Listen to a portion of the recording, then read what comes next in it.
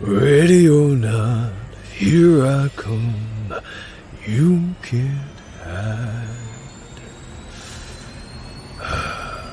Gonna find you and take it slowly.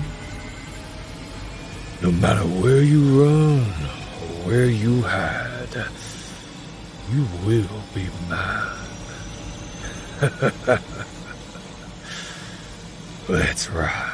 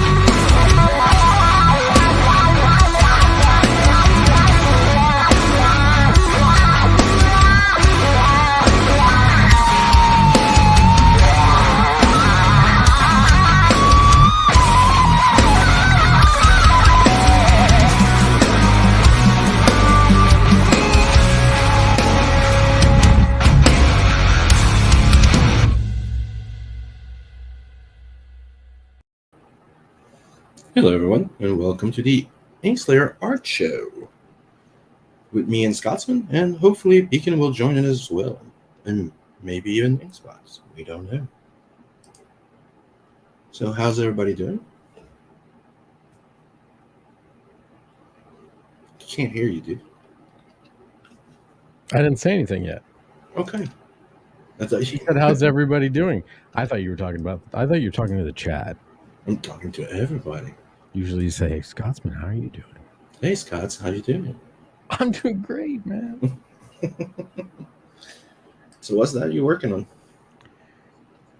I'm working on some panels from my manga, and yeah, so doing some panels, doing some character work. Some nice booty there. I don't know what you're talking about. Mm-hmm. What are you referring to? That one and the one kneeling was pretty sweet as well. I'm not really sure what you're talking about. That sweet peach that you're just staring at. Oh, that. Oh, yeah. Well, there's more. So there's some of that too. Well, hello. And there's some of this as well. So there's fan service for everybody, I guess. Fan service, accuracy to anime and what people want to see in anime. Yeah. Call fan service. Got it. Pretty girls, violence, cool shit. That's the rule of cool to the max.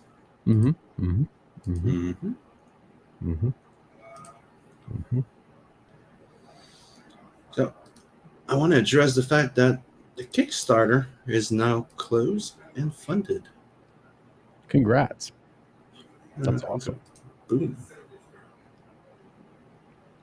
So yeah, we got funded. We got 2,206 on 2,000 Canadian dollars with 27 backers. So we did it on Kickstarter, and now we're up to 103 backers on Indiegogo because I released the secret tier for that little Nat mini figurine. So we're all the way up to 103 backers.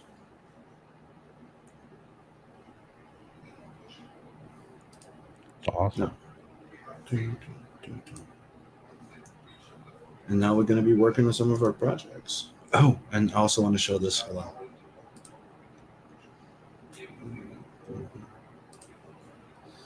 Look at this sweet Preston Acevedo freaking sketch cover. That's on his way to my house right now. I just don't know if I want to sell it or keep it at this point.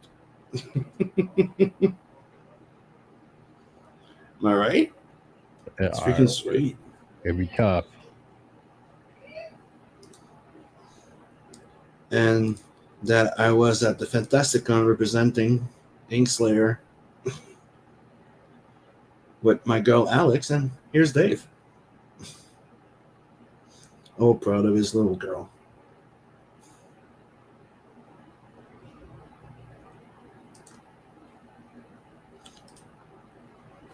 And we got Aaron in the chat. What's up, Aaron? Yo, man. The famous Aaron James Calamari. Don't worry. Calamari. I just said that because he's got the "Don't worry, be happy" smiley face with a bullet hole in his face and his icon. Isn't that the Watchmen one? Maybe, but it looks like that to me. Don't worry, be happy. I can't hit that note.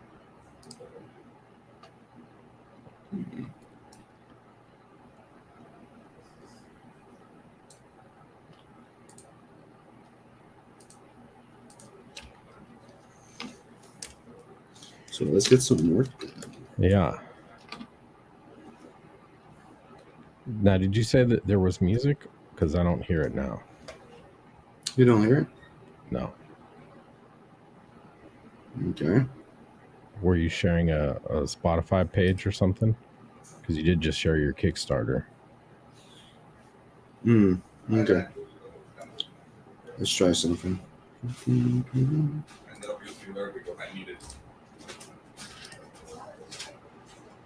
Can you hear it now? No. I hear Dave, though.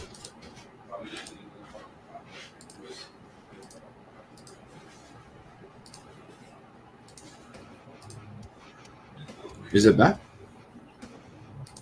Yes, very light. Do you hear it? Hey, what's up, Pops? How you doing? You hear it better now? Mm-hmm. What's up, Pops?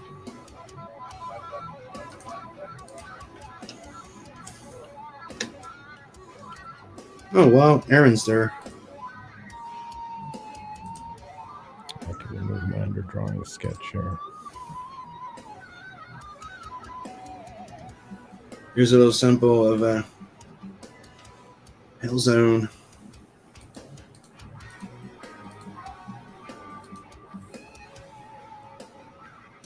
Nice.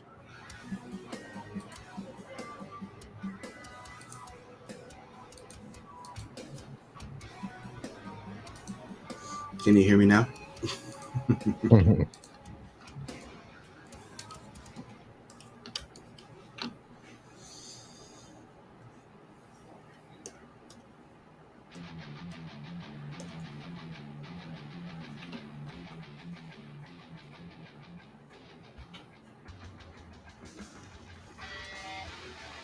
'80s anime is best anime.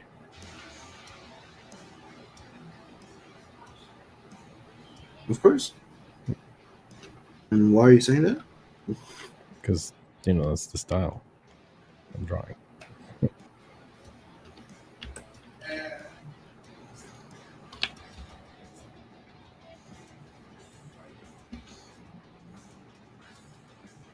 We're going to be watching some tonight.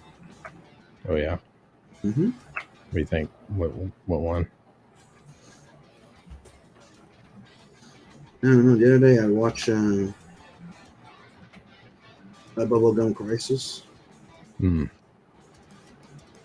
What was maybe what's the name of the one that? Tank Police?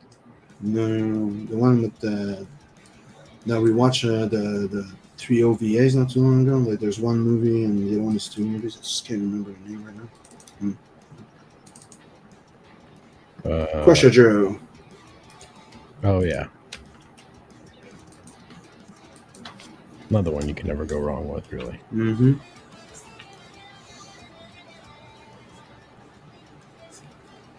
Didn't even know about it until what, a year ago or something. Same thing with Outlaw Nights. Outlaw Store. Yeah. That's another one that's pretty freaking good.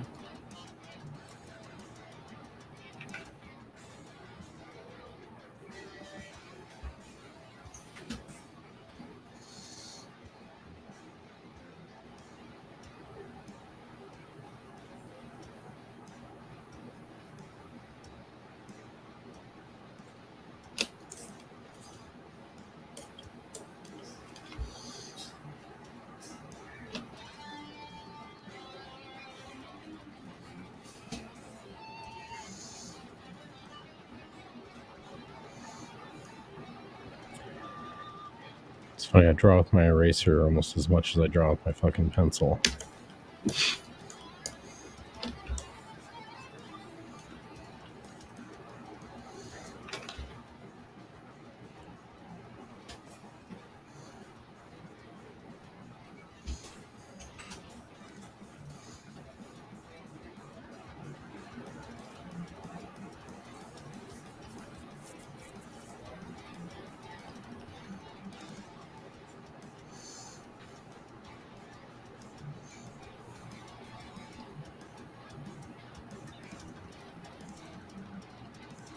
I need to color one more of my character sketches too.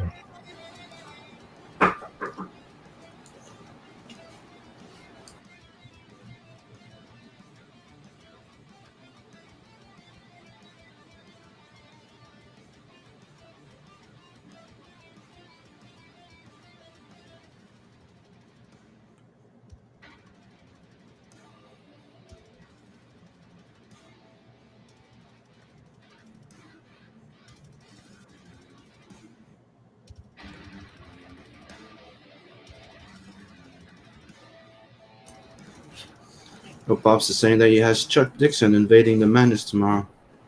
Sweet. Cool. Big fan of his.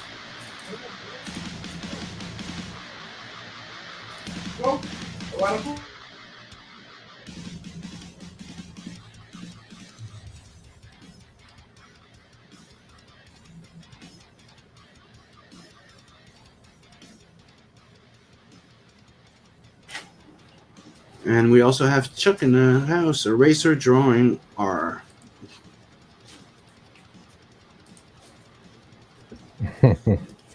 Eraser drawinger. That's right.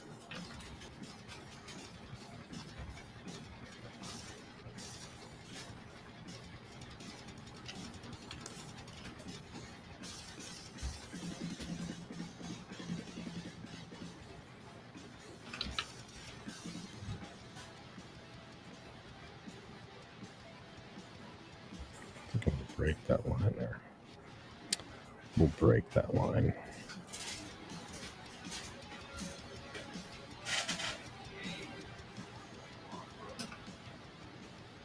We'll push the brow a little more.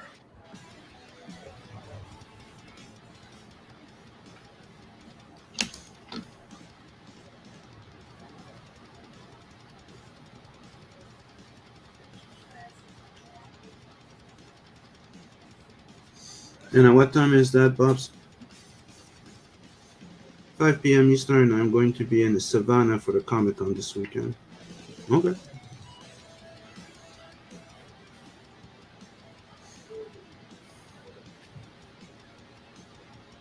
What is it? What's in Savannah? Okay, Savannah is probably a town, right?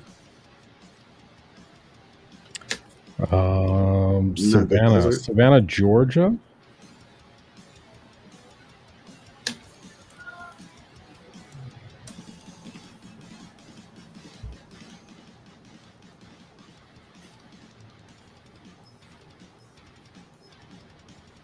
There we go. Yeah, I nailed it.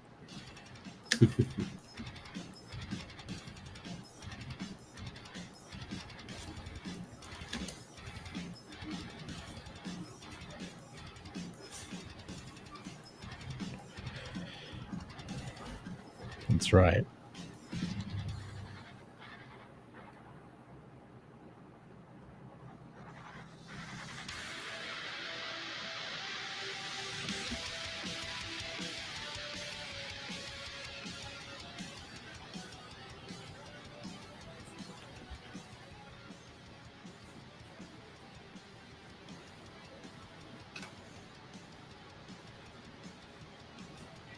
Gotta get rid of the underdrawing now a little bit. Kind of getting in the way.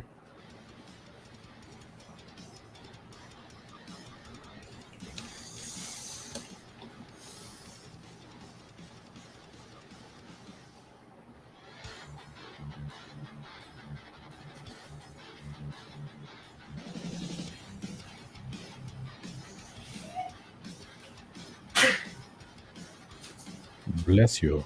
Mm-hmm.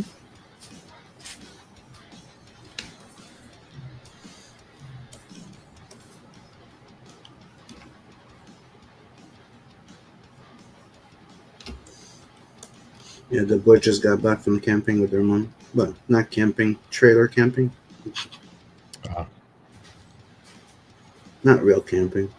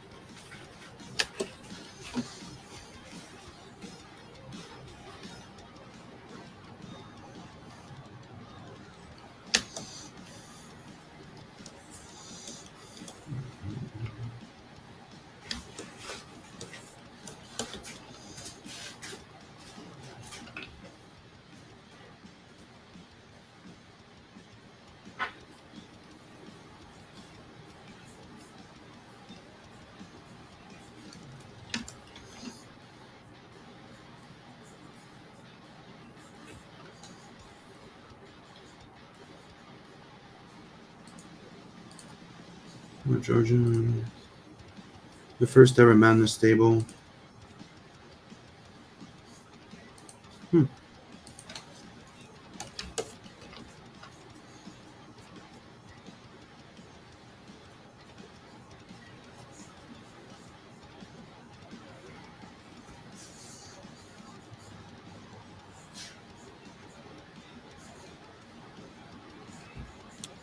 was a little too buff.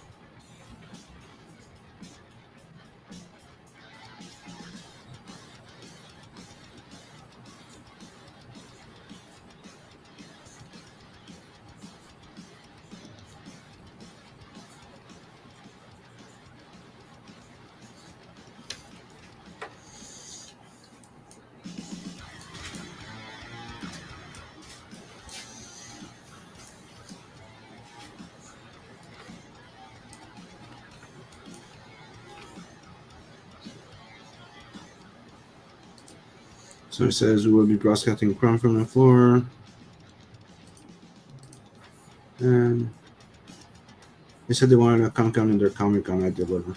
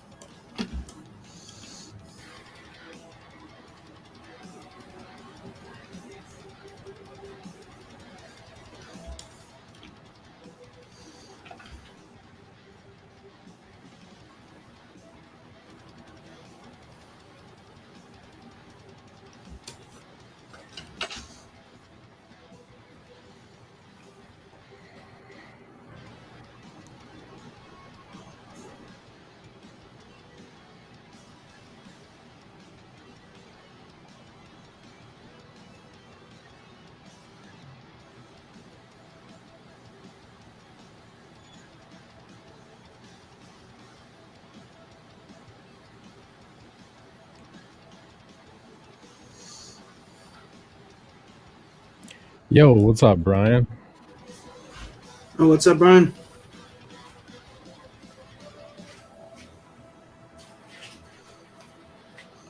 Let us know if you want to join in. Little color commentator. Hmm? Throw a little color commentation in there. Mm-hmm.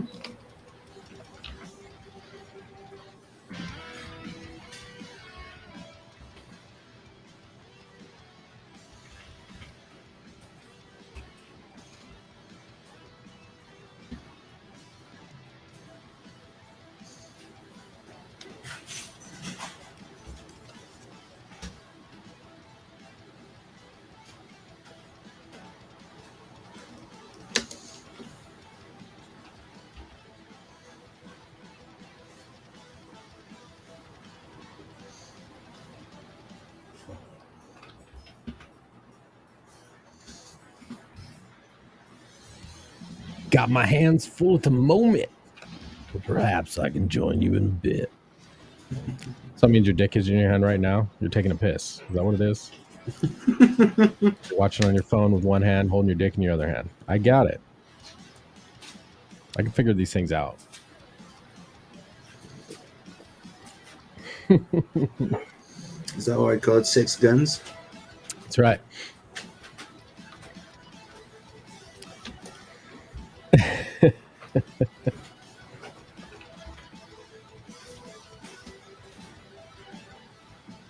Sussed out that situation quickly. What's up, Ryan? They don't masturbate, shame me. Fair enough. I'm all about prostate health, dude. Believe me.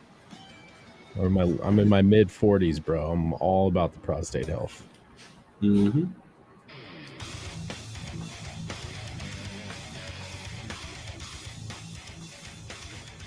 One swing a day keeps the doc away.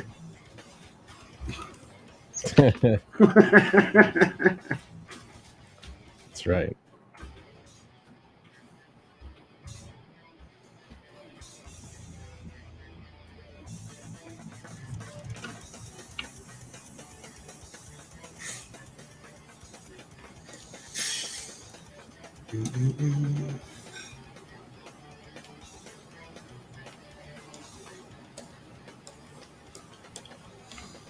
And another page that's going to be done soon. So it's telling me yesterday when I finished that one, and there's another one that has a panel to do, and I have only 10 left. Oh yeah. But for Planet 69.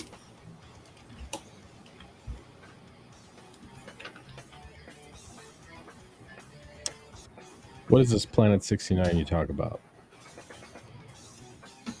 That story in Tales from the Universe 2, that is actually the first and original story I wrote of Knack. Back in 2009. When I was in college. It was part of the fun. Planet 69 reminds me of the planet that they go to in heavy metal. That's what it is a bit, yeah. It's kind of like a black marketplace where, you know, neutral ground for anything. People go to not be found. Mm-hmm. Or to find anything they want.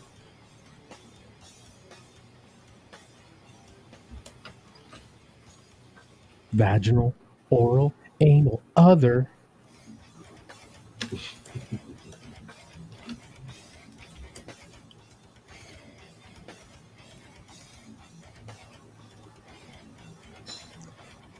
Wonderful, isn't she? I was watching it the other day.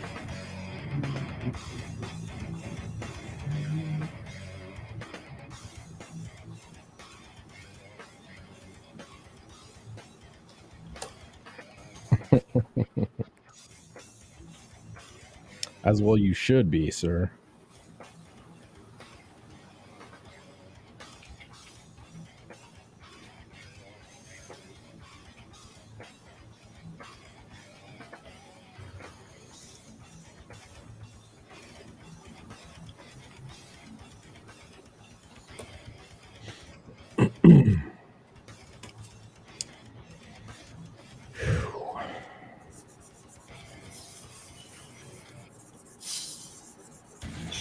Doing the ninja wrist wraps. Just realized that, you know, last time I worked on this, I did a bucket fill that filled more than it was supposed to. You what more than supposed to? Bucket filled. Oh. Wait a minute.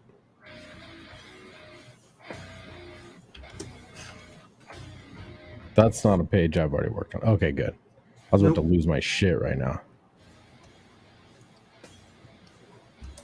I'm like, you motherfucker. You told me all those pages that were in there were done.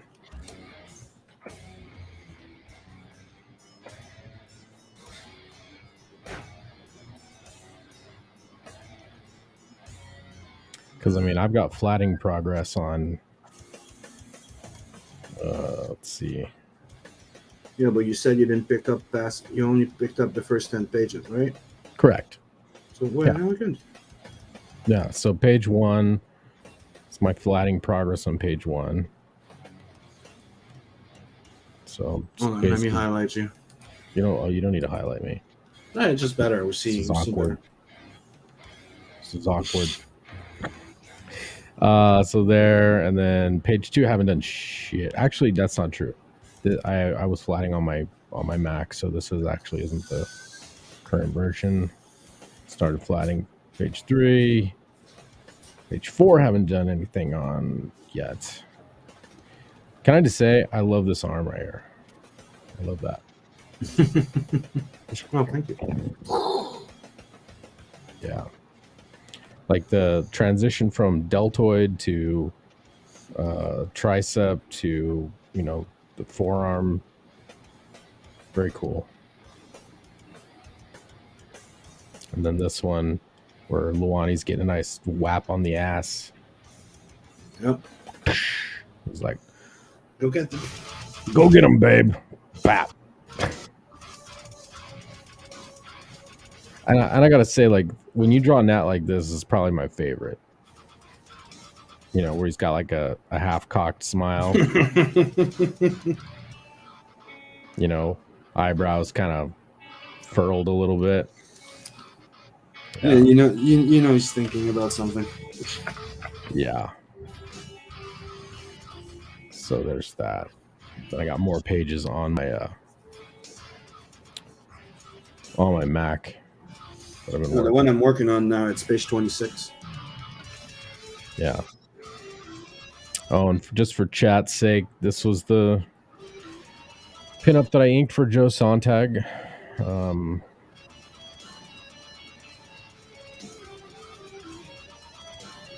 Did you color it too? No, someone else colored it, but I've just been kind of casually flatting. I might color it. You know what I mean? I'm just breaking up the shapes. It's already colored. I didn't color it though. Yeah, I saw it.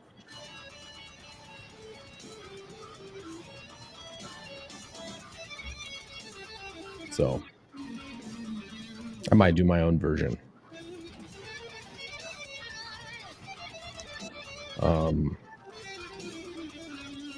Then I started inking another thing for Vinny. Well, not for Vinny, but Vinny gave me his some of his City of Venus drawings, like some scribbles, like sketches and whatnot. So I've been turning those into high-res inks. Just kind of casually, spare moments, that kind of thing. Looking good. So I inked this for Vinny. Well, not again, just for fun, but like weeks ago, a long time ago, actually. Another one of his City of Venus drawings. So inking off of a 72 DPI image is, presents its set of challenges. Yeah. So I got to really, really chisel those lines, from scribble to chisel. So I'm doing a bit of improvising, stylizing, and kind of picking which lines need to be emphasized, which ones need to be real thin, which are scribbles. Brian said, okay, busted that nut. Shoot me the link. Word. That's funny. That's funny shit right there. And then here's a series of character sketches for all the different characters. Akari, Riku, Benji, Master Shama, and Hinata. She's the one that's in the page. Well, actually, 3 of them are in the page that I'm working on right now. Still need to ink this. I was in the middle of inking it. Believe it or not, these are not inks, they're pencils, as you can see. They're not inks. Even though I draw like they are, but they're not. This is ink.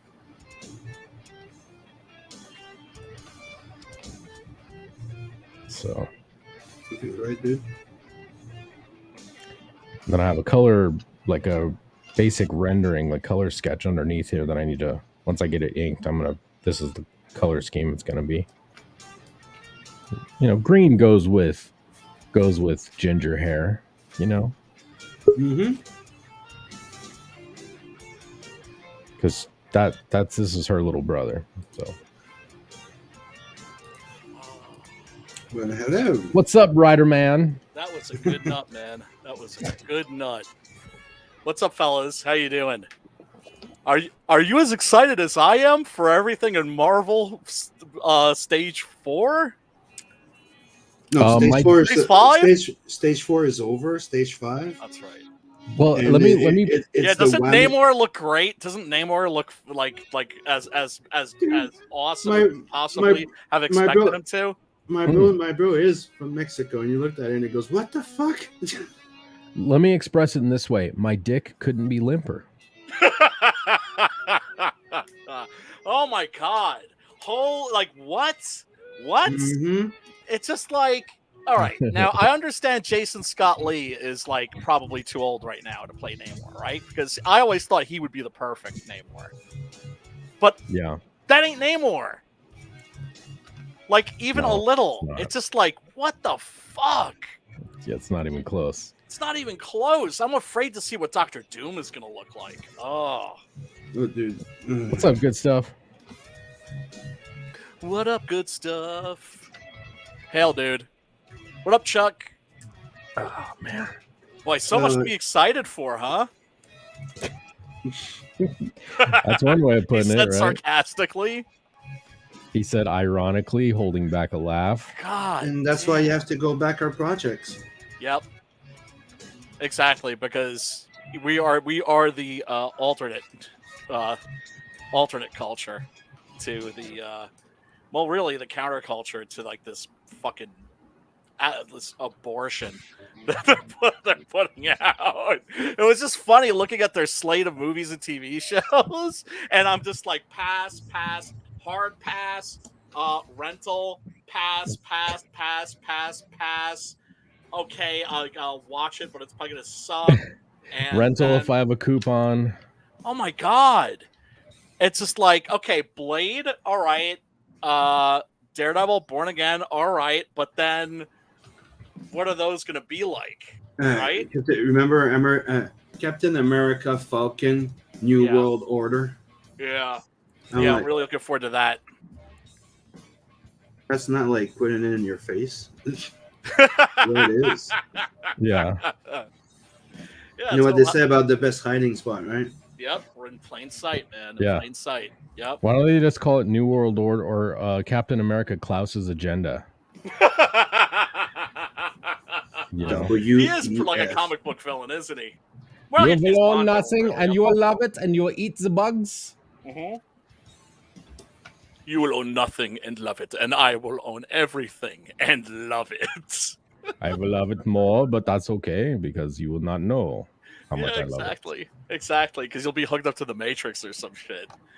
Like while they grind up bugs and just like feed them to you intravenously. God damn, man. Scary. So Sim, how was that convention, brother? Fantastic. Yeah. It was cool. It was like it was not in a big city, so it was like in the middle of a bit of nowhere, but it was fun. Did it live up to its name? Was it fantastic? Not as much as it was when it was closer to Montreal. Gotcha. And how was the turnout? And that's the point. It's like you're technically there in the middle of nowhere, like rural. Right. Like, we passed cows and we're there. Oh, okay. Hmm. Are there trains that go there at least? What? Are there trains, like for instance, if you're like 50 minutes outside of the city, there's actually some happening shit that will sometimes go on because people can hop on a train and like hop on a train in the city and be at the convention or whatever it is event that's going on in like 45 50 minutes. Oh, that would have been cool, but no, it took an hour 15 minutes to drive there. Mm. And like I said, it's not that bad. It's just something that they've been having to do in a way since the COVID. Right. The place they had that was closest got closed down. Uh, The guy that owned all those places kind of like sold. You know. Well, it's just interesting because this is the year when we've been waiting to see, if conventions come back, if they do come back, how are they going to come back? Are they going to come back in a big way? Are they going to come back in a little way? So far, it seems like everything's pretty positive, but it just also seems like everybody's just waiting for like the next lockdown. Like people aren't really much for making plans like months But dude, in advance. they announced everybody should be wearing masks at that big thing right before the con. Like there's people that didn't show up at Fantastic Con, like people that rented table. Yeah. Because of that. Oh no. Mm-hmm. So like right before, they're just like, well, you have to wear a mask. Yep. Be careful. There's an outbreak. COVID's going at it again. So there's a lot of people that just said nope. It's like, oh man, the idea of going to a convention wearing a freaking mask is just like a non-cosplay mask is just freaking depressing. Well, it's like seeing those people that paid a lot of good money to take a picture with those stars with a mask, but the star don't have a mask, but they do. Wow. I'm like, what's the point? Like, I know. Fantastic Con, it's yeah, I see that at Comic-Con and stuff like that. Like, what's the fucking point? It's depressing. That's too bad. Sorry to hear that. But overall, it was fun because I found I found Prophet Volume 2 by Splat and Chuck Dixon. Nice. That's what I got. I was there with Coleman. He bought himself a few things, including Cyberfire #1. Like one of the sellers recognized me, and he knew that I was from CG and stuff like that. Nice. And he's like, "Hey, dude, would you be interested in that?" I'm like, "Usually I would say yes, but I got the words and all." So I'm like, but I know somebody that wants to. And he didn't snitch on you. He wasn't like, "Hey, everybody, check it out, Comicsgate scum." Nope. That's good. No, he was actually talking to me a bit about Ethan and a few others. Yeah, well, now with the Rippaverse being the success that it is, you're gonna watch a lot of people switching. A lot of people changing their tune. That's what I'm expecting anyway. They already were. They're all on fucking crowdfunding now. Most of the freaking companies look at them. They're all doing their crowdfunding now. Even The Boys is on freaking. Really? Yeah, like they did a campaign for like a reprint or selling the trades. Like, interesting. Like right now they see it as a store, and I'm like, that's why I was always saying you have to be careful to keep it it's a crowdfunding, not just a pre-sale store, because otherwise it allows all the big companies to come and look at Kickstarter. Look at Kickstarter, right? Kickstarter is basically, it started out as a crowdfunding platform for people that couldn't, get access to funds the traditional way, and it very quickly turned into kind of like welfare for rich people. Do you know what I'm saying? Mm-hmm. Like a lot of really like mainstream crap getting crowdfunded on there, right? But that's what it was for a while. That's what killed it. Then after that, Polito came in with his comics and revitalized it. But yeah, Marvel and DC are not going to be far behind. They're going to start crowdfunding shit too. They already did. Not too long ago, they did a freaking crowdfunding for a backpack for Jim Lee, if you remember.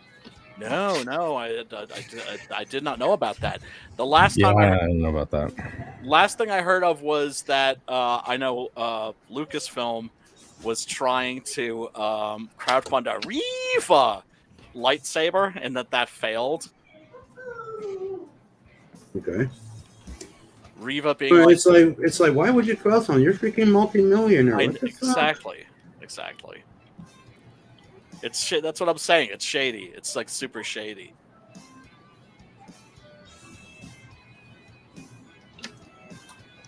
Well, it's kind of got a novelty to it as well when you crowdfund it, because you get everybody involved, and like they're not called buyers, they're called backers, and then that means if you're a backer, you're a shareholder, an investor of sorts, right? You have a stake in it, right? You made this happen. It's like the people that get access to the red carpet, a special reward box when they promote or help a movie get funded. They'll get a freaking nice little funders box. Right. which is cool. That's fine. Mhm. It's just, I thought that would be for like little indie productions, not like Veronica Mars or whatever the heck that was called. Right. Okay, so I need to catch up with the chat a bit. So, no good stuff. Shucks, and fucking anything Disney's doing in any major studio. Top Gun Maverick was awesome though. Yeah, it was. Gargo, so I don't care about Phase 5 or the shit DC is spewing out. It's 10 D plus shows and 6 movies. Yeah, So a lot. Gargo, saying hi to everybody. No, I'll pass on Blade.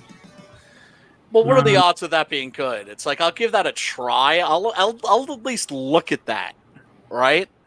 Like the Mhm. other shit, like I'm not even gonna like turn my head to even like notice it. Blade, I'll be like, oh, fingers and toes crossed, but I'm not expecting much either.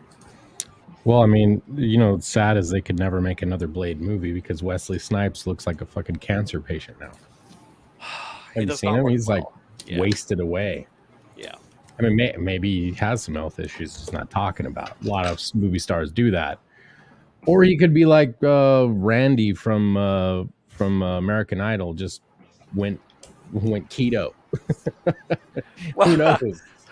Well, I mean, God, and it's terrible. I understand if they don't want to talk about it. It's like private shit. Have you seen Jet Li? He really looks like the worst. He legit had a really bad health problem. I forget exactly what it was, but like an autoimmune disease or something. But like, yeah, he hit a bad spot. Yeah, it's terrible seeing people that looked like these incredible physical specimens, and they look so. It's one of the things I learned while training. It's that's why I kind of stopped taking it so goddamn seriously right now. Yeah, it's the more you push yourself, the less it's gonna last. Yeah, there is a certain limit of balance or something that you need. Diminishing return. I was about to say, law of diminishing returns. What I do is I just try to like diversify my exercise. Always make sure that it's something fun. So it's just like, I'll lift weights for a little while, then I'll put the weights down, focus. I mean, I'm always walking. I go for a walk every day. Practice with swords, nunchaku, stuff that's fun. Because if it's not fun, I'm going to find an excuse not to do it. It's doing Tai Chi now, which is a lot of fun. I'm doing Qigong, which is really cool and relaxing.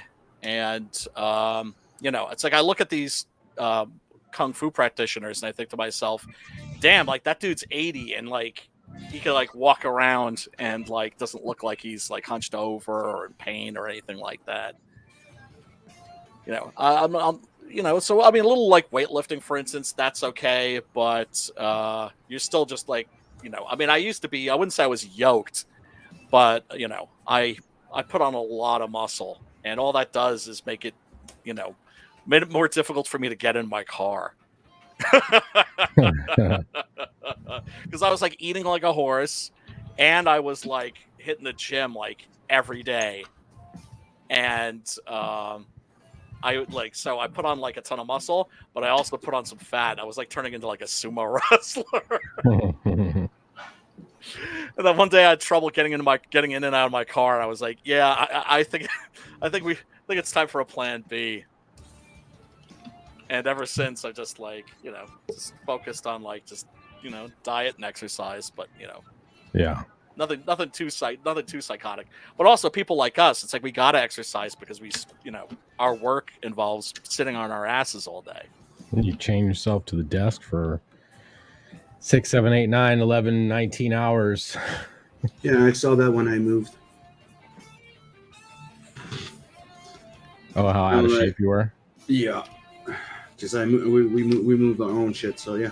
Oh, like, how many more stairs we gotta go up? Fuck. Yeah, it was from the second floor to the third floor.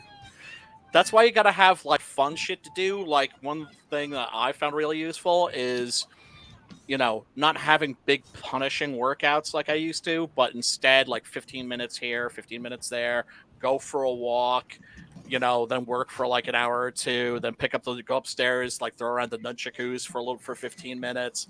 Go back down, out, raise the heart rate. Yeah. Yeah, got to keep the prostate healthy. You know, do like some sword stuff. Oh God, those kung fu rings, those are fun too. Those are great. I love those. So I'll do like 20 minutes of that shit. And it's just like, and it feels manly too. I don't know if you guys have ever seen the 36 Chamber of Shaolin. Yeah. Yeah, it like feels like it's like you've seen like those metal rings, that rattle up and down the arms. I mean, Yeah. you're gonna get bruises like crazy, like for the first couple like month or two, but you put some Tiger Balm on those. It just makes you feel even manlier. Chuck There was a says kung he does fu whiskey movie. foo. What's that? Chuck says he does Whiskey foo. Whiskey foo. Nice. Your kung fu is strong and welcome here, sir. When I was growing up, there was a kung fu movie that I remember. It was the one-armed boxer and the man with the guillotine or something, flying guillotine. Flying Guillotine. That movie's on crack. It's absolutely insane. And like he was blind and he would hear like he was trying to find the one-armed boxer, and every time he'd hear that where he thought it was his voice, he'd fling his guillotine out and rip someone's head off. Yep. That was insane, dude. Yes. Yeah, that's a very strange film. I'm a big fan, actually, of the One-Armed Swordsman series. There is the One-Armed Swordsman, Return of the One-Armed Swordsman, the One-Armed Swordsman versus Zatoichi. Zatoichi, the blind masseuse. Yes. And all slash Yakuza slash badass. I have no idea what the fuck you guys talking about. Oh, you've never seen the Zatoichi series? Nope. Zatoichi's those movies are awesome. Zatoichi's like one of the best characters ever. He's like a blind guy in Edo period Japan, and his name is Ichi because that was generally the name that was given to blind masseurs. Because if you were blind, really, that was like the only thing you could do was like work as a masseur. But he's also a gangsta because he's also a Yakuza. Yeah. But and he carried around a walking stick that was a Surasaya.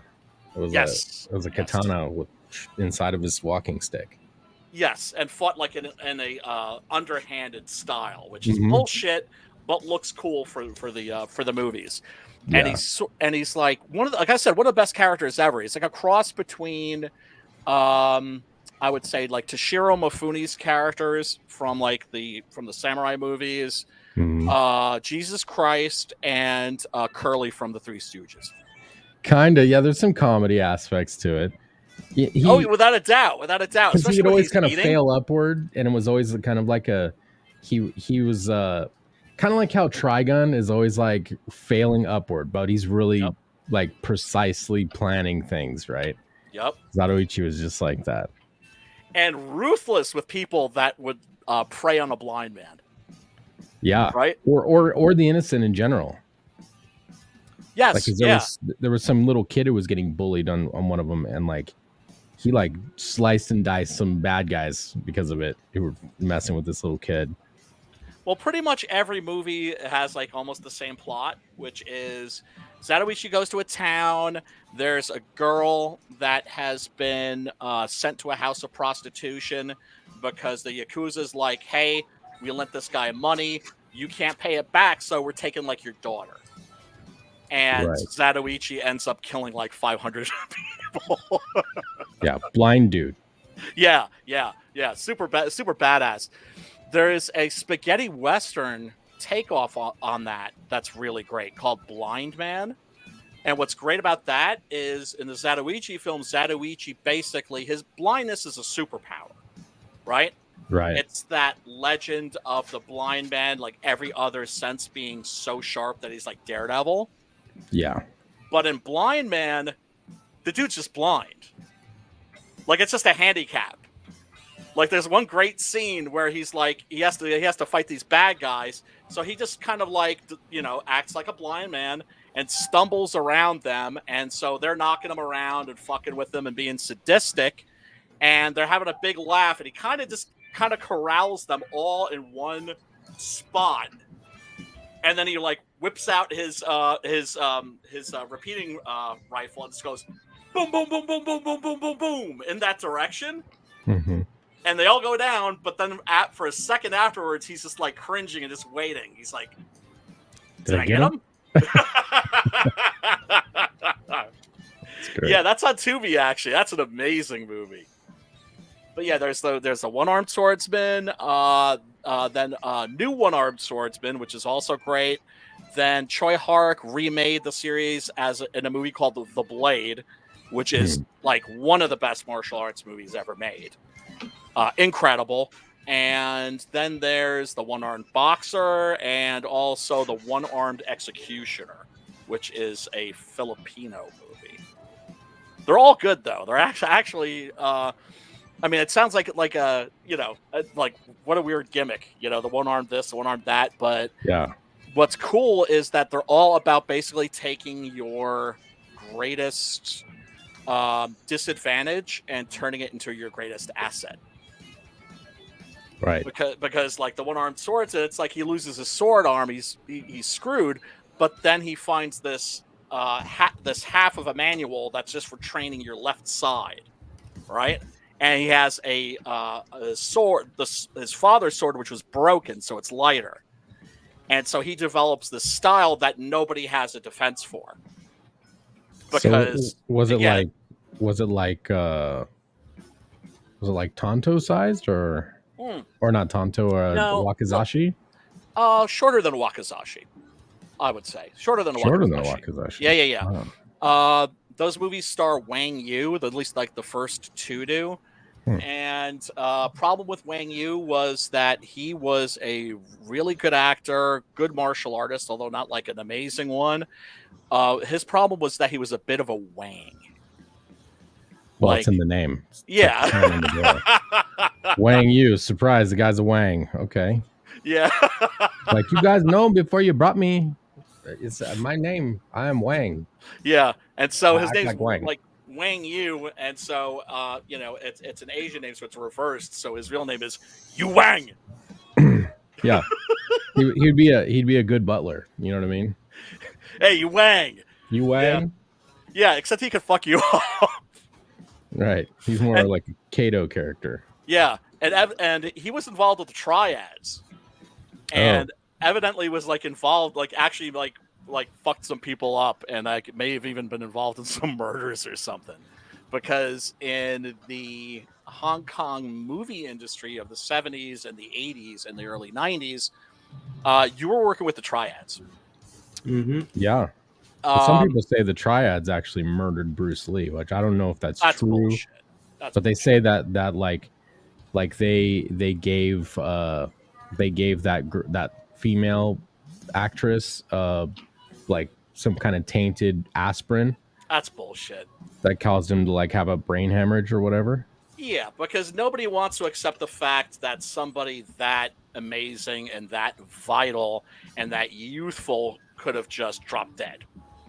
But apparently there was a blood curse. There was a blood curse on the Lee family. You know what I mean? The Triads wanted to kill all the male children because his dad like owed them money or owed them something. You know. Yeah, I don't believe any of that shit. Cause of death was cerebral edema. He had a headache. He showed up at a friend's house. He took a couple of aspirin, laid down on the couch, and never opened his eyes. Yeah, what they say is it interacted. Like he was already on another medication, and like the two, like he had a reaction to the two different things. That's possible. That's possible. As far as I'm concerned, he just dropped dead. And it does happen, unfortunately. It's just like, what was really horrific was what happened to Brandon Lee, especially because of, it was just so eerie given the Game of Death movie. Yeah. The one it's almost like there's a blood curse put on their family where every male child of the father who owed the Triads money is going to get killed strangely and horrifically in a strange accident that nobody can explain. Right. I got a through line there. Yeah, I mean, I don't believe in any of that stuff. But now, if Brandon had a son and he got killed in a strange way, then that'd be 3 for 3, and I'd be like, Brian, I think there's something here, bro. Yeah. Because Twice is a coincidence. 3 times, 4 times, 5 times. Yeah. Oh, but that's a conspiracy theory. When people are like that. But wait a second. Yeah. There's like 6 or 7 like really, really shady things. It's like, yeah, whatever. Right. Oh, Gargoyle says, whatever. Bruce Lee was a fraud just to try to rustle Jimmy's. Don't worry, El Gargoyle. We know you don't actually believe that. You're just trying to like rustle Jimmy's here. Yeah. Yeah, that's Tom Hardy, that's bait meme right there. Yep. Oh man. Yeah, yeah, didn't Mike Barron did a Bruce Lee comic, didn't he? Oh, I remember there was a comic that came out shortly after that Dragon movie came out. Mm-hmm. Where was it Jason Scott Lee yep. played Bruce Lee? Yep. Who I mentioned before, who I always thought would make a great Namor. Because that movie's shit. What's funny about it, what's so bizarre about it, is that it takes place in a reality where Bruce Lee's life was a Bruce Lee movie. Which is ridiculous. Yeah, that is weird. Right? But, oh God. And then, I think it was David J. Shaw and John Shirley. They were horror writers who bought the rights to a very obscure comic book, an independent comic book. This was a comic that I saw advertised, but I never actually saw it on the racks. It was called The Crow. And they bought the rights to it and wrote the screenplay and everything. And they knew Brandon Lee personally. And they were on a jet, I think, like to his funeral or something like that. Oof. And there was the trailer for Dragon the Bruce Lee story was playing on the plane. And like people, they could hear people like whispering to each other, like, "Hey, isn't that the guy who just died?" And they just like sank in their seats and said, like, that was like the worst feeling ever. Yeah, I can imagine that must have been trash to be there for that. Oh man. Oh, and then of course there's Bruceploitation movies. Can't forget Bruceploitation movies. My favorite being actually Game of Death 2.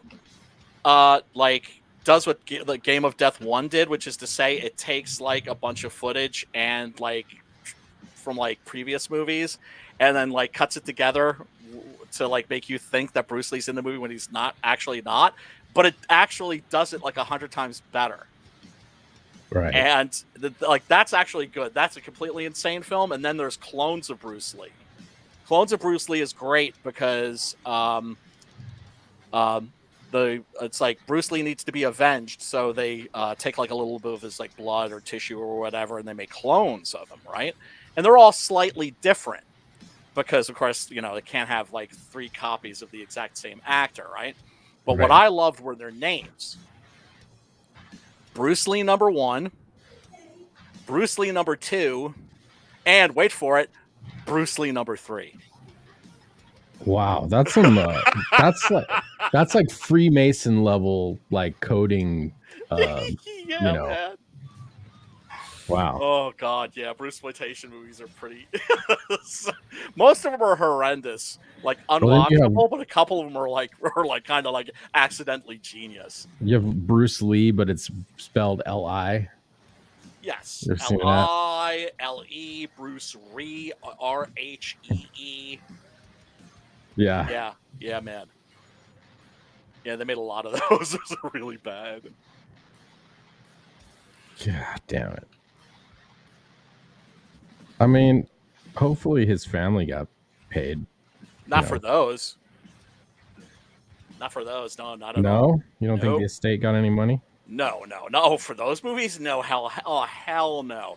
You have to understand the Chinese even then didn't really believe in the concept of like intellectual property or copyright or any of that stuff. Yeah. One of the things I always found amusing watching like old kung fu movies was that suddenly you'd hear like music from Dawn of the Dead or Mad Max, or one of the Sergio Leone movies, like Good, the Bad, and the Ugly. Yeah, they would just it would just lit that shit. Hello, sorry, that was my phone. That's okay. No worries. How are you guys doing, by the way? What you working on? I'm working on two things. This is the Dwarf Story, Oh yeah. and before I was working on Planet 69, page 26. Sweet. And I was working on some panels from my manga. Let's see. And then I realized I never finished inking her character sketch. So I needed to go back and do that. But I like that booty over there. I know, right? Lower left. which one? What are, Smack that. Oh. what are we talking about? Professor, what's another word for pirate treasure? Yeah, Not boy. sure what you mean. or were you referring to? Or were you referring to? Oh, that's nice too, actually. Or were you? I don't know what you're referring to. Like this, I'm getting triggered. Where are their organs? round objects. Heavenly bodies, as it were. What? That's not how boobs look. They're like one thing. Where's the uniboob? Exactly how they look. The uniboob. Jesus, man. Yeah. See, you guys see that's what's fucked up about you guys. You didn't get that memo that evidently every mainstream artist has gotten, and every Tumblr artist too. Well, one and the same now, right? Which is that fantasy art is meant to be an accurate representation of reality. I'm a gray-beard weeb who was born in the 70s, firmly part of Gen X, latchkey kid, grew up on 80s anime, Yeah, man. watched bullies in school actually bully people, not this fucking mean words on the internet bullshit. Yep. My armor is thick, my sense of humor is dark, I like my anime violent, and you're not going to tell me otherwise. Cheers. Hell. Yeah, man. I'm right there. Just don't try to make him watch horror movies. Fuck you. I'm a pussy when it comes to that stuff. Oh, really? Yeah, I'm an absolute vagina when it comes to horror. Oh, I can't even get him to watch. Brian. I can't even get him to watch Aliens, dude. Really? I'm an absolute sissy boy. It's funny because like one of the discussions that like hardcore horror fans have is that we envy people like you. We envy being truly terrorized by horror films. Yeah. Because we're so jaded. Yeah, well, I see that's the thing. It kind of doesn't make sense because I have a very dark sense of humor. Like really awkward, nasty. Dude, you can make him watch a horror anime, but not a horror movie. Crazy dark comedy. I laugh, I howl. It's so funny. But like, and I'll tell you what hit me. This is the reason. So 2 incidents in my life shaped why I'm like this. One, I used to stay the night at my grandmother's house. Me and my cousin would stay there, and we would watch TV late at night. And there was a TV show that would come on after midnight. I forget what it was called, but they'd play horror movies. Yep. And that's the time I was thinking. That's a time for horror. One time they played Amityville the Demon. And now there's something, see, I grew up in a family that was a product of, teen parents, divorce, a lot of like, it started out really bad, right? It got better later. So family stuff to me, like kids getting abused or getting hurt or parents being put in situations where their kids are in trouble and they can't get to them, that terrifies me. Those types of things, that's the only fears I have in life is like not being able to protect my family. That's literally it. I don't fear anything else. Yeah. The powerless thing. Right. I don't want to feel powerless. And when my son was born, I had a reoccurring nightmare for about a month where I would wake up, I would hear something in the hallway, and I would see a shrouded figure go into my kid's room, into the the nursery room, Oh my god. and I would get up from my bed and go in there, and there would be a shadowy figure, and it would look at me, and it didn't have a face, and then I would wake up. I had that every night for about a month straight, Oh my and god. then it just stopped happening. But it happened every night, and it was literally my greatest fear playing out every night. So, Oh, it's so but bad. these two incidents that shaped me: Amityville the Demon, when I was I would say I was about 8 or so, 7 or 8, Okay. scared the absolute shit out of me because the Was dad goes crazy and like Oh, wait, kills the family. Oh, you're talking about Amityville 2. Maybe it was that. Right, Maybe it yeah, because that's Okay, so- a very Italian movie. That fucked me up. The second thing is, my dad loves horror movies, Yeah. and he made me watch Poltergeist, which is in the world of horror relatively tame. Extreme Scary. for a PG though. That didn't deserve a PG rating. That should have gotten an R. So we know the plot for chat. If you haven't seen the movie, it's many, many decades old, so I'm not spoiling anything. If you haven't seen it, go fuck yourself. So basically, Craig T. Nelson, his family, they move off into the suburbs and they have a house built. They have it built on top of, they don't really know this at the time, but an Indian burial ground. And it turns out that Indian burial ground was a place where a religious cult committed mass suicide back in the 1800s. So that ground is extremely cursed and haunted. And they build a house on top of it. And after the house is built, the family moves in, and they've got a pool that they're digging out that's kind of outside. It's just a dirt like hole at this point. It hasn't been fully finished. And there's a rainstorm, and the little boy's laying in his bed, and he's scared of the thunder. And Craig T. Nelson comes in, and he's like, "Don't worry, it's just a thunderstorm. Listen, you can tell how far away the lightning is by how many seconds until you hear the thunderclap. So just listen for it." So they see the lightning strike, and they count 1, 1,000, 2, 1,000. They go to 5 or 6 or something like that, and it's like, okay, that's 5 miles away. And so he's listening to the lightning, and he's counting, and he's still scared, but it's giving him something to like deal with it. Okay, so he's laying there, and then he hears a lightning strike, and he's counting, and he never hears the thunder. And so he opens up his drapes or blinds or whatever, looks outside, and there's a tree in the yard next to the pool. And that tree comes alive and rips him out of the window and tries to kill him because it's raining. The pool that they've dug is full of muddy water. Then the tree tries to kill him, throws him in the water, and all these bodies start coming up, grabbing him, like all the people who were buried there. And that fucking terrified me. For the rest of my life, at night, I don't look out windows out into the darkness. I can't do it. It fucks me up. So, like, those two incidents, and they were only like about a year apart, completely made it so I can't watch horror movies. I can't do it. Wow. I can't do it. What's interesting is We're that talking decades ago, 30, 35 years ago. Right. That's how long it's been with me. Anyway. Wow.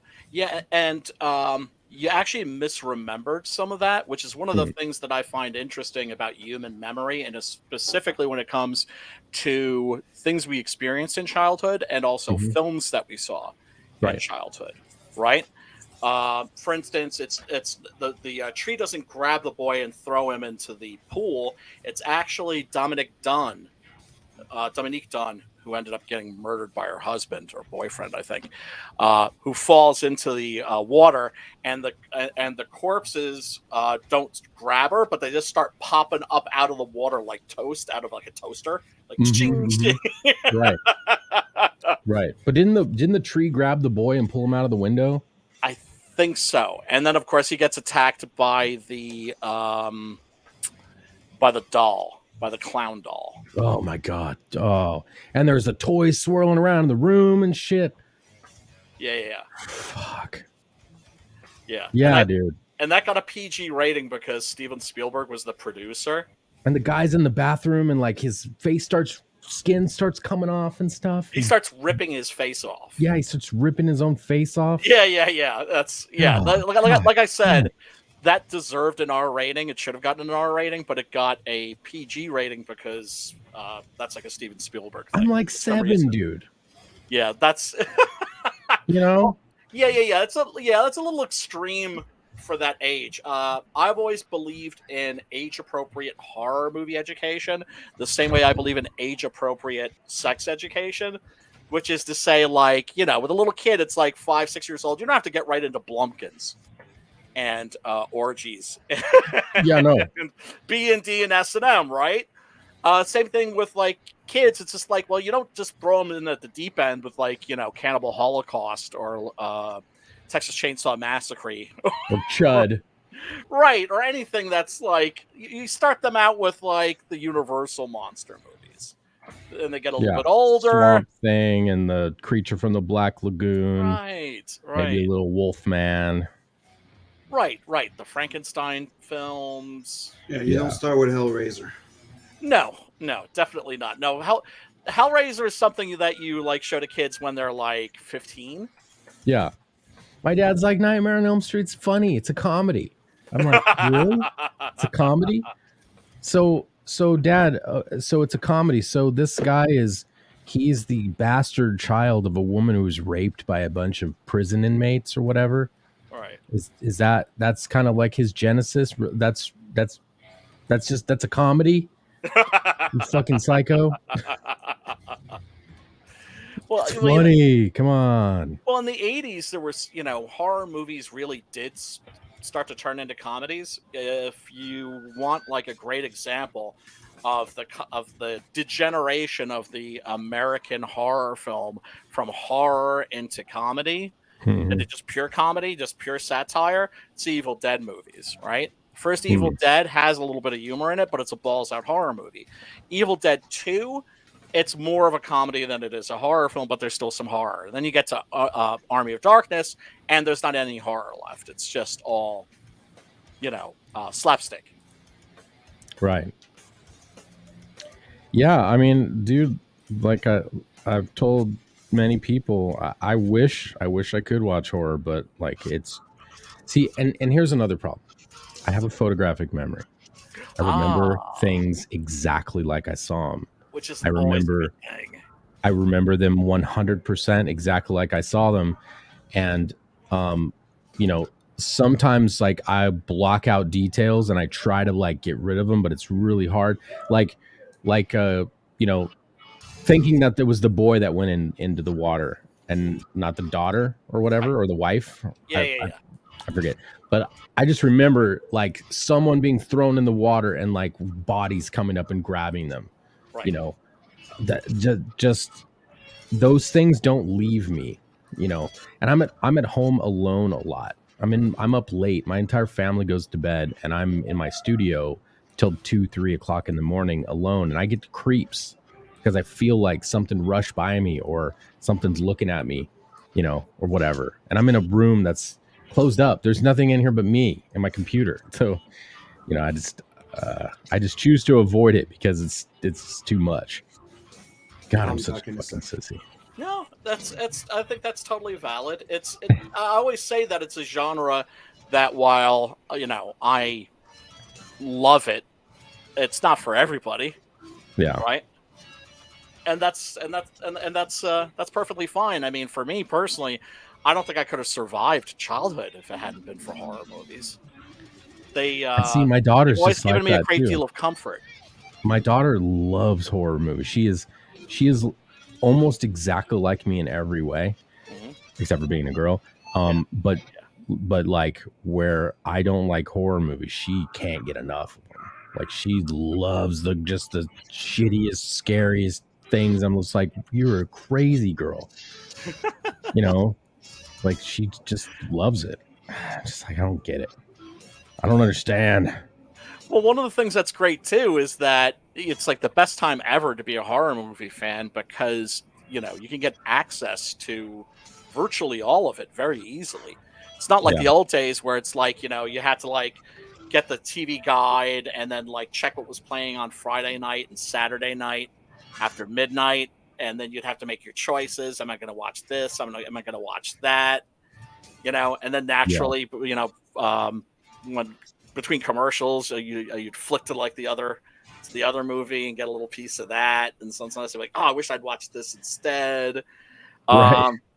And geez, like some of the cult movies, some of like some of the Italian films, like the Beyond, for instance, you couldn't get a hold of that unless it was a VHS rip of a Japanese Laserdisc. So it would have like the hard-coded Japanese subtitles and everything. And it's like Right. now it's like you got, almost everything is on streaming. If you can't get it on streaming, you can get it on DVD or Blu-ray. I mean, fucking 4K restorations of like real trash, like New York Ripper.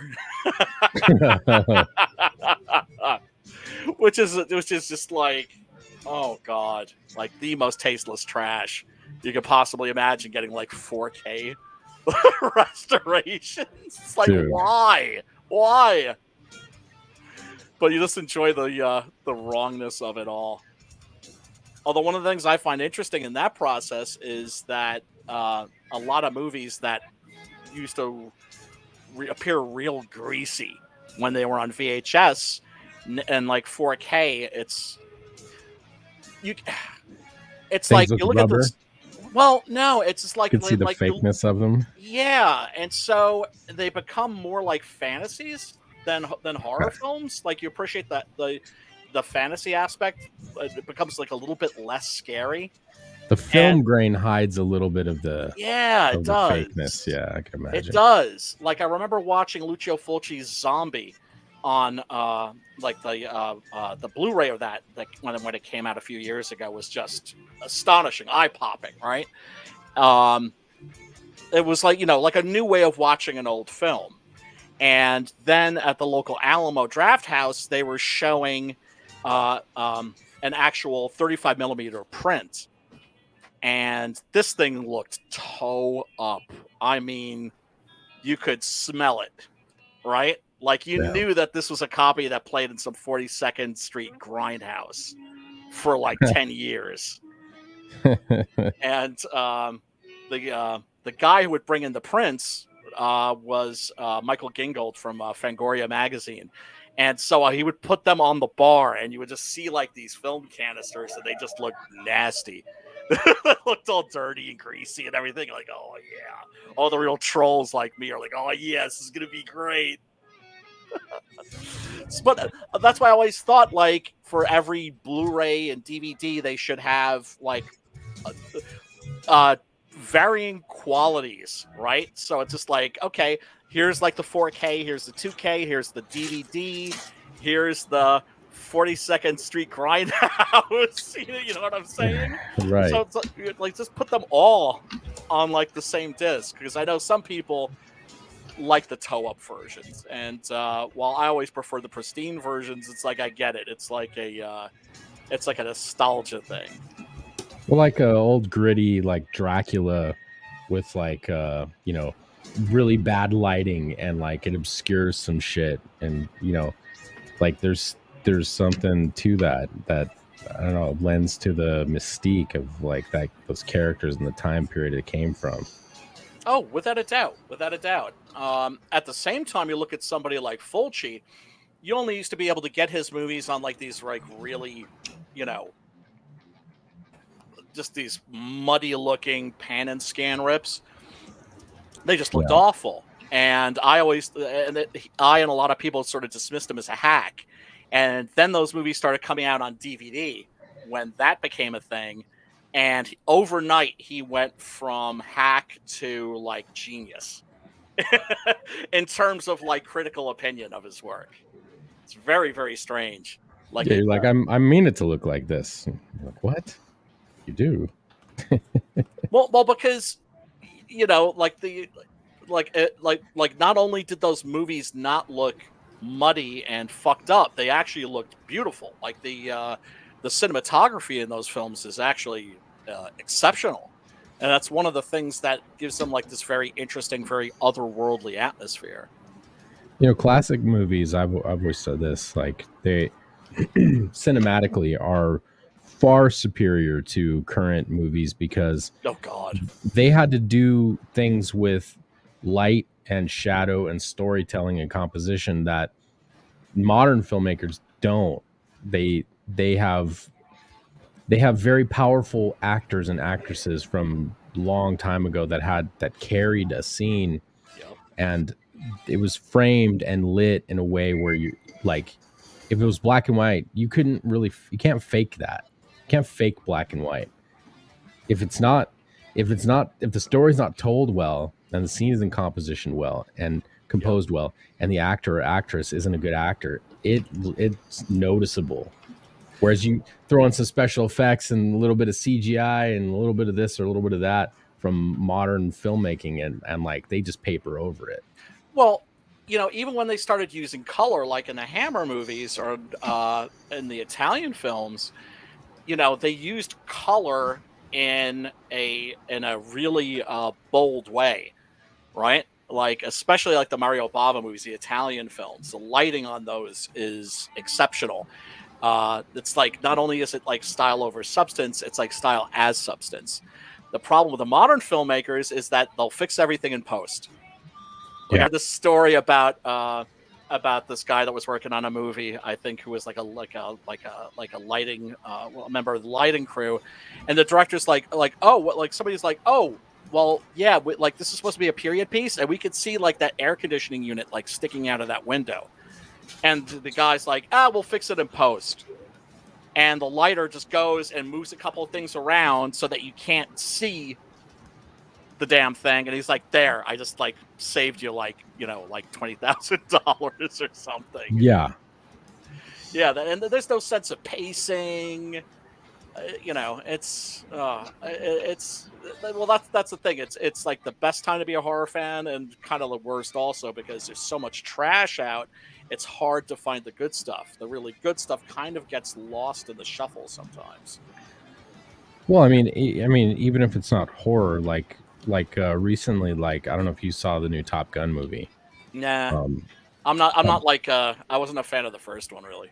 See, when I was a little kid, I wanted to be a fighter pilot. Uh-huh. All I drew was airplanes all the time. Uh-huh. I wanted nothing more than to fly jets. And okay. I had a cousin who was in the Air Force Academy in Colorado, because we lived in Colorado at the time. And, he was going through it.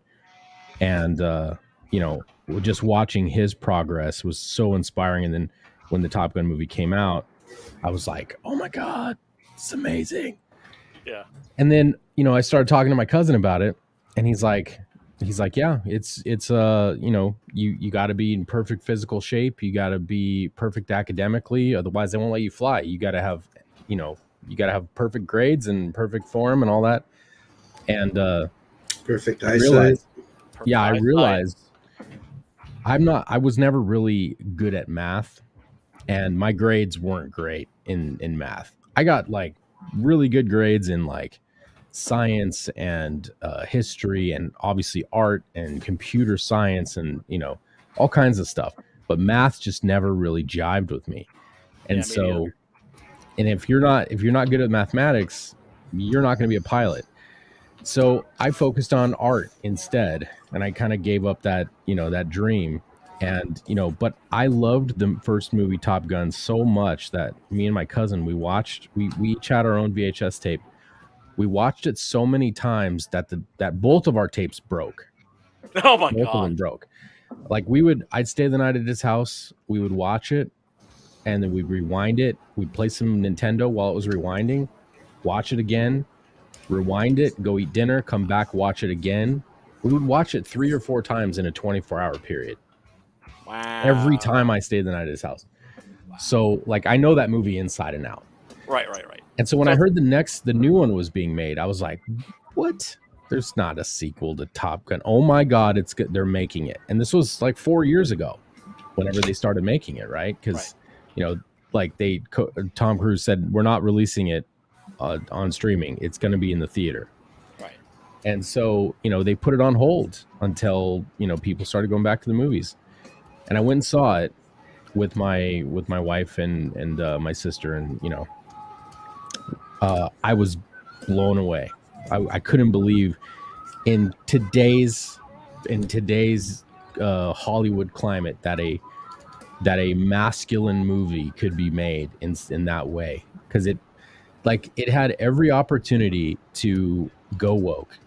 Right. Like right when I saw the new crop of pilots he's supposed to train, Yeah. I'm like, okay, we got the token black guy, we got the chick who's really good, for maybe she deserves it, maybe she doesn't, but she's there. You got a Latino there, you got a toxic white guy who's really fucking rude to everybody for no reason. And I'm like, okay, here we go. They're gonna show Maverick how to fly. You watch, and the girl's gonna be the one to shoot him down or whatever when they're dogfighting. Right. That movie let Maverick be who he is. The mystique of who he was as a pilot was never in question. He was in complete control. He showed those kids that they don't know shit from shit, and like every turn in that movie where it had a chance to go completely woke and fucking destroy the legacy of what that movie was, they did the opposite. They paid respects to the first movie. Wow. They got Val Kilmer in there to do a little cameo. Nice. They let him. They even synthesize his voice. Well, they had his son, because he can't speak because he had throat cancer. So Val Kilmer can't even speak.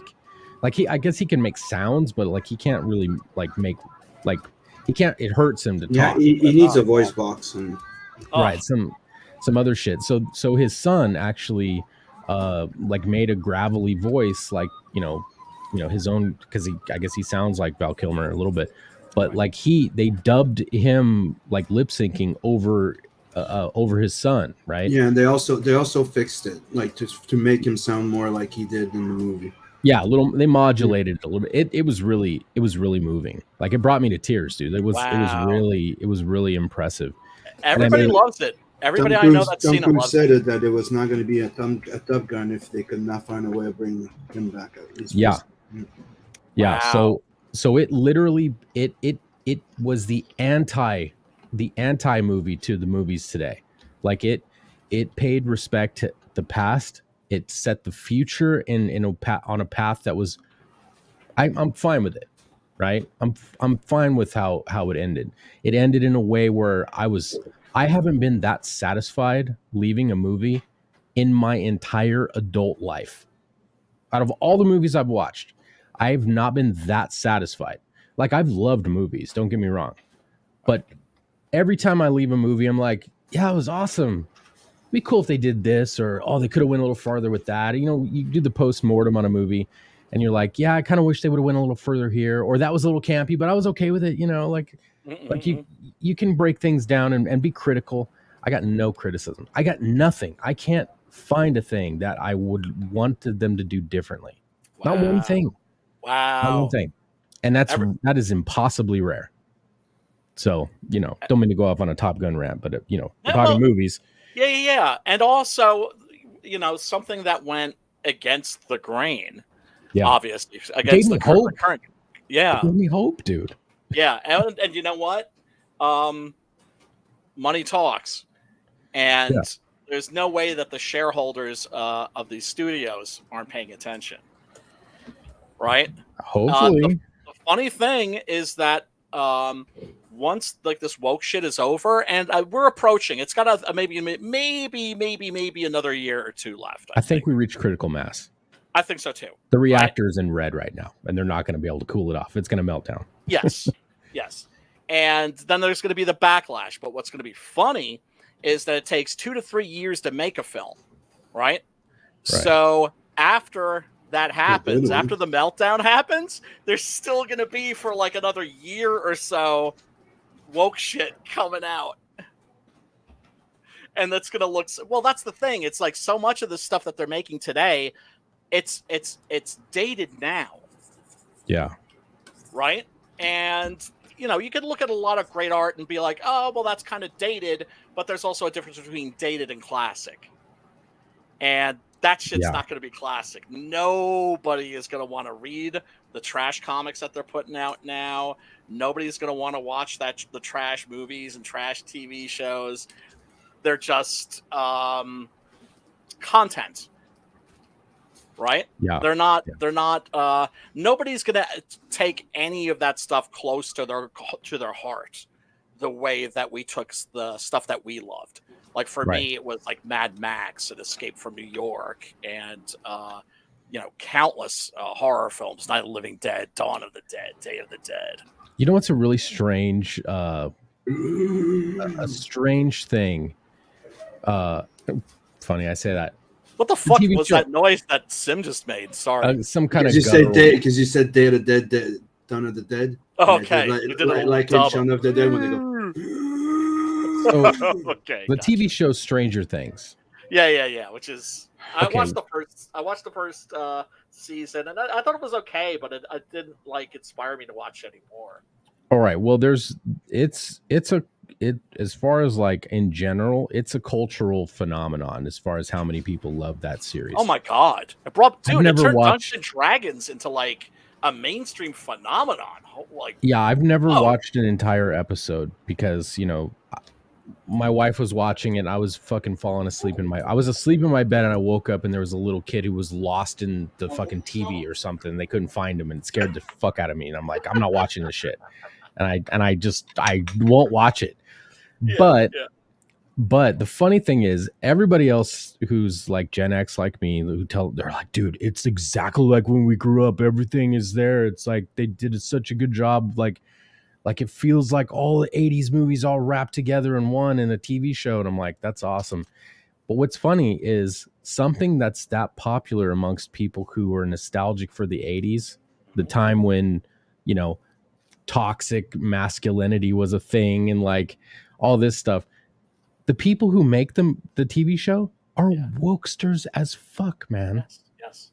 They are absolutely shitbag lefties to the point where, and I mean, I know you're more on the left, but you're a classical liberal. You're not a shithead.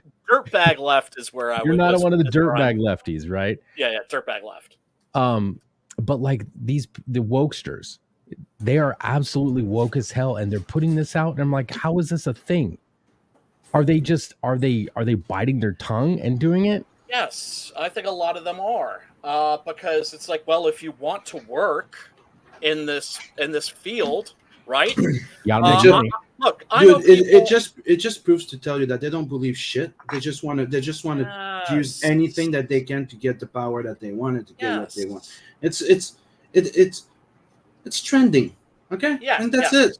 Yes, and Like, can I get some virtuos? Like some virtuos point? Like, tell me I'm virtuoso. yes, currency. It's social capital, right? Tell me I'm great. Please tell me I'm great. Oh, you're Again. so awesome. You're just naturally. I'm awesome. You're I'm so 65 and my brave. I'm 65 and my tits are affected by gravity. Please tell me you still find me attractive.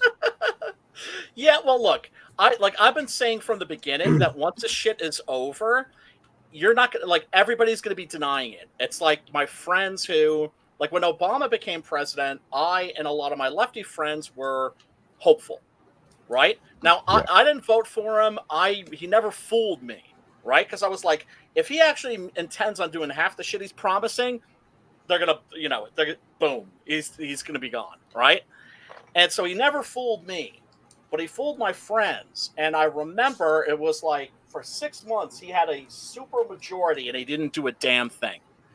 Could have closed Guantanamo with a stroke of a pen. Didn't do it. Right. Why?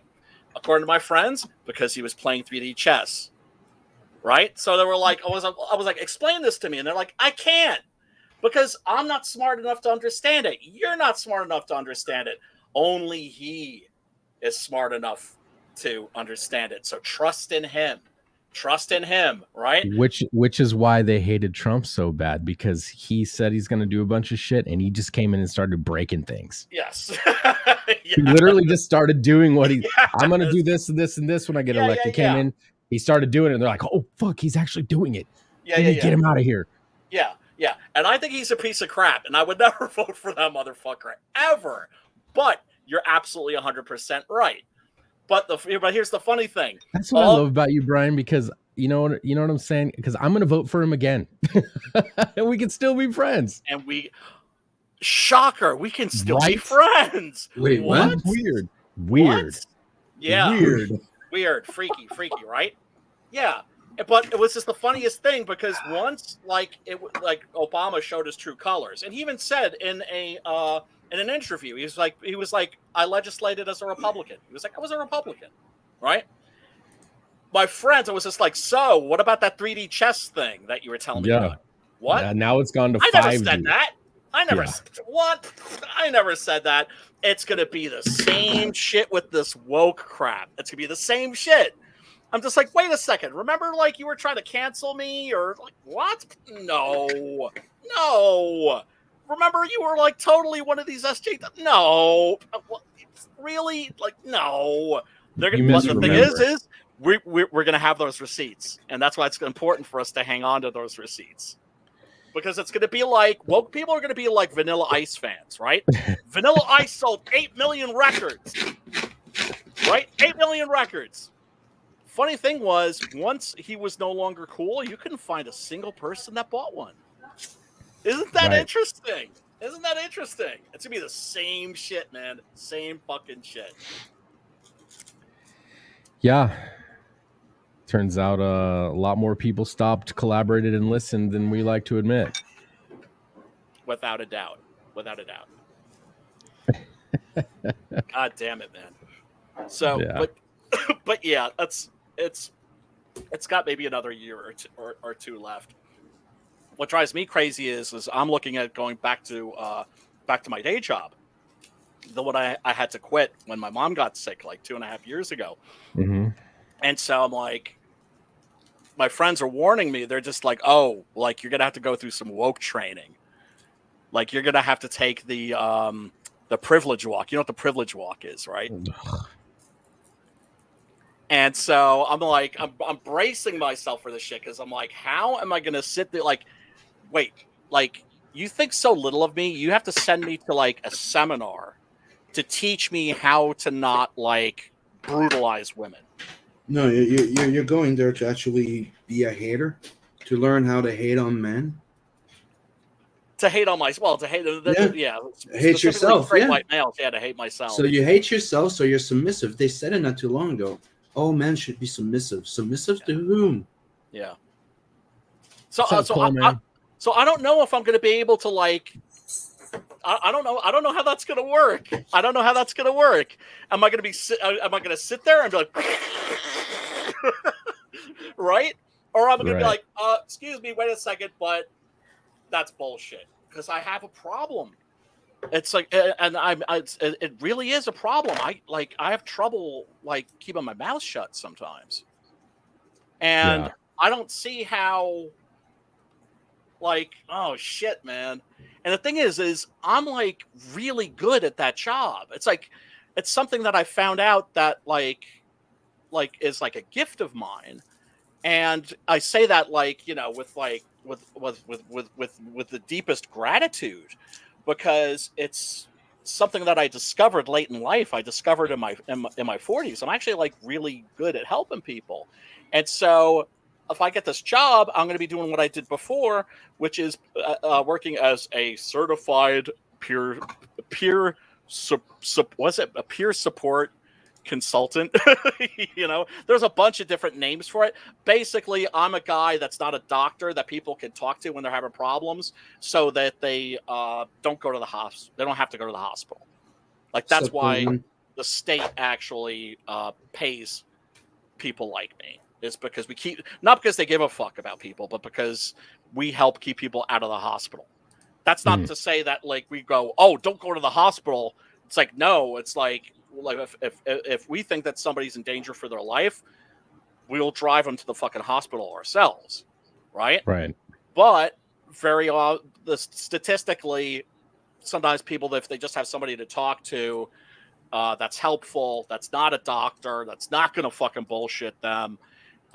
They end up not going to the hospital, and so that saves the state like, you know, millions of dollars or something. So I mean, that's something that's extremely respectable, dude. Well, yeah, well, I mean, you know, I'll be honest, is, you know, it's kind of like a selfish thing for me because I find that that's what helps me keep my head on straight. Do you know what I'm saying? Yeah. Like it's good for me. It's not like it's not something that you go into for the money. because there is none. Right? Right. Right? Well, But unless you get like you become a certified clinician of some sort, and then you can start charging bucks for your time. But Or like, Tim Robbins. I mean, you know, I've taken classes. I have like a little degree and all that stuff. But it's like the very definition of my job is that I'm not a doctor. Right? Because because it's like people like me, they'll have on staff at hospitals, for instance, sometimes, so that people have a chance to talk to somebody that's not a fucking doctor. right? And that's going to be like there's a mental stigma maybe that like, oh, I'm crazy, I have to talk to an actual doctor, or I'm just talking to a guy who's helping me. Exactly. It's like somebody that's also fucked up and that's like been through the ringer, but come out the other side and now can kind of like help kind of point other people in the right direction. Because that's like one of the things I discovered with because I also work with a depression bipolar support group in my area. It's like we can't help people, right? All we can do is help people help themselves. All we can do is kind of be like, well, this is what worked for me. You may want to do this. Definitely don't do that. Yeah. Right? It involves talking people off of ledges sometimes, which is not fun, right? But, you know, is rewarding once you get people off that fucking ledge. You're like, look, you're about to enact a permanent solution to temporary problem. Yes. Yes. It's like, look, I'm not going to lie to you. Killing yourself is an option. It's just not a valid option. You know, to one of my darkest moments as a teen, before I moved out of my mom's place type of thing, on my own. Yeah. You know what? There's a song that helped me see through that shit, and it was called "Hey Stupid" from Alice Cooper. If you actually listen to that song, that's actually what it is. Yes, absolutely. If you listen to them and you do it, you're making them, you're letting them win like that. They're winning. Hey, hey, hey, hey. Yep. Hey, stupid. Suicide Solution. That's a great one. Mm-hmm. From Sabbath, right? Wine is fine, but liquor is quicker, right? It's, you know, and it was funny because they tried to ban that song because they're like, oh, look at these terrible lyrics. That's just like assholes. If you'd actually listen to the song and actually like not taking some of the lyrics out of context, you'd realize it's an anti-drug and alcohol. It's an anti-self-destruction, suicide on the installment plan song. Right? It's just like, asshole, what are you fucking doing? You're not making this. Because that is like, it goes with everything, like the bully, everybody that freaking trolls and stuff like that. If you bite, they win. That's what they want. They're poking at you, so you lose your shit and you get in trouble. Yes. Why is that? Yes. Don't do that. But right now we're getting close to the 2 hour, and I'm gonna have to go get ready for supper and stuff. Oh yeah, Sim. Are we gonna see you on Tuesday? You gonna hang out for a horror movie club, CG horror movie club, or when we're doing? Fucking weirdos. I'll probably drop by. I wanted to be there for Bubba Hotep, but I was big time. It's all good. Gentlemen, great talking to you. I'm gonna try and get some noms myself. Everybody in the chat, peace and love. Don't forget to sub, like, and share, everyone. Go check out Six Gun Gorilla if it's still open or closed, I think, at this point. Kickstarter, mofos. It's on Kickstarter right now. So go get it. Tales from the Adverse 2 is over on Kickstarter. We got funded. And if you back Tales from the Adverse 2, go check your emails because I sent the secret tier out for that little Nat the Merc minifigure. Oh, shit. So right now we're at 103 backers. We've sold 5 of them so far. 5 or 6. I wish I had one of those. Well, when I get my next disbursement, we'll see. And we'll say goodbye, everybody. That's all. And what am I gonna cut? What am I gonna cut this with? There you go. Later. It's time we settle the score. Yeah. It's time we settle the score. Come on. Are you ready? Let's go. I got this hunger. hunger inside of me. A vicious vendetta that won't ever let up is bringing the fire up out of me. I come alive for the rivalry. I hear the talk, but that ain't enough. I'm about to pull the rug on your bluff. I'm fresh out of mercy, you out of luck. Yeah, I stand on my rep and I back it up. Turn up the drama, let's set it off. I'm like a beast on the battleground. This kingdom ain't built for the both of us.